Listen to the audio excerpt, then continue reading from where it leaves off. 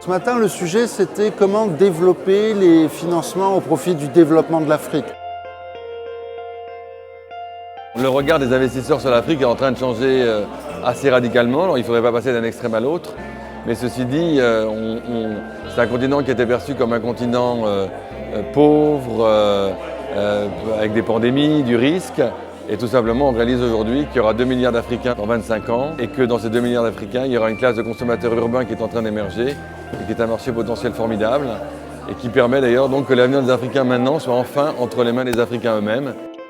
Je pense que les investisseurs ont une responsabilité sociale importante, d'abord dans le choix des projets qu'ils financent, mais également dans la manière dont les capitaux sont consommés. Puis il y a une responsabilité de statut. L'investisseur doit veiller à ce que son argent ne participe pas au financement du terrorisme, du blanchiment, etc.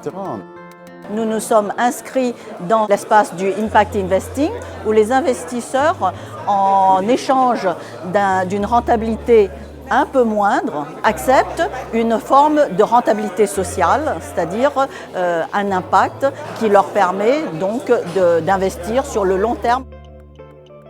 Je pense que le financement de l'Afrique demain, c'est vraisemblablement 80% de capitaux africains au bénéfice de l'Afrique. L'atout le plus important du continent africain, c'est sa population et c'est les Africains eux-mêmes.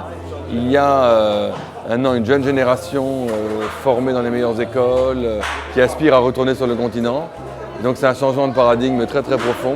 Il y a des élites africaines dans les villes, comme dans toutes les autres zones du monde, qui feront la croissance du continent demain.